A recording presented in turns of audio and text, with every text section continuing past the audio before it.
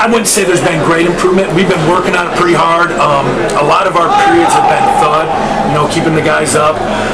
Saturday will be we'll find out. All those drills and things that we're doing are paying off, because that'll be a live day, and we'll be able to play some football. Do you like what you've seen out of Brent Brewer? Yeah, I think Brent, has some great athletic ability. He's just got to become more comfortable at the linebacker position. There's some things instinctively right now that he's kind of fighting a little bit, but he's eager, he's willing, and he's an athletic guy, which gets him closer to the ball. So I think that helps us improve our speed, which is obviously something that we want to be able to do. John, in terms of evaluation, how much more emphasis or how much more work you put into a scrimmage, or do you work into it? No, I put a lot into the scrimmage, because that's football. When you don't know whether it's run or pass. A lot of times we do an inside drill and they all know it's run, or we go pass skill, they all know it's pass. It's advantage defense. But when we go 11 on 11, it could be a screen, it could be a run, it could be a pass, it could be a boot. Those are the things that you want to see your guys react to. And then obviously, tackling. That's going to be big. You can't be a good defense and not be able to tackle. So.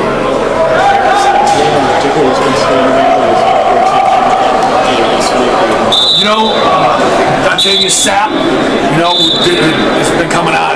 He's shown a steady improvement. AJ has shown some improvement in there. Our D-line, I think Marlon Walls has shown some improvement up front. Corey Miller's doing some decent things. And, in our back end, Brian Randolph, I think, you can tell he's a very sharp, smart guy, him and Byron back there in Ladero. So we just gotta keep working. So there's some guys that are getting better. You gotta, my thing is just be consistent. Every day be consistent as coaches, as players, and if we get a little bit better every day, by the time the first game rolls around, we should be in better shape. So you we need an assessment of our pass rush. We need some improvement there. They're not getting on edges. Their technique isn't where it needs to be. But we got the best D-line coach in the country, and Coach Strip, and I know they work on it. They watch the film.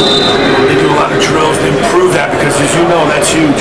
You can't just pressure all the time. You got to be able to affect the quarterback and impact him with your front four, and still be able to play coverage behind us. So that's something that we're constantly talking about and working on.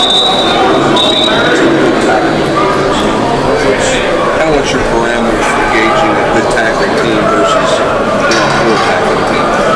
You talk about a tackling percentage.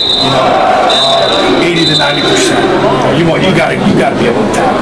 And if you don't tackle, it's not going to be important. So you have to be in the high 80s, 90s. I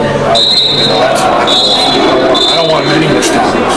John, you were talking about guys kind of standing out. Is this the point of spring, or is there a point of spring where you expect to see guys maybe show more consistency? They kind of know what practice is going to be like. You expect guys maybe make more of a move this time in the spring. Yeah, it's funny. Everybody's a little bit different. Some players can continue to get better and improve, and some guys are up and down. And we want a level of consistency. We talked about, hey, consistency is the truest measure of performance. And guys that come out every day that are consistent, you know what you're getting. Usually are the guys that end up on the field at the end. What have you seen out of Daniel McCullers? Daniel, obviously he's a big body in there. They can't move him, but we want to see him be disruptive. Just come off the ball and knock the guy back and make a tackle for a loss.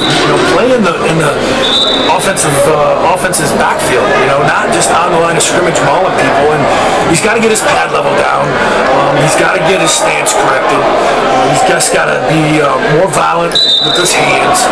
But Daniel's trying. We're just working on it every day and getting better. Can he be disruptive? Yeah, he's a huge body. They can't move him. His thing, he's just kind of in there holding the point. We want him to, come off the ball and knock that guard back and put him in the backfield. So he knows that. He's working on it, and there's times when you see some things from him and go, man, this guy gets it. He could be a real force. So again, it's just about time and working at it every single day.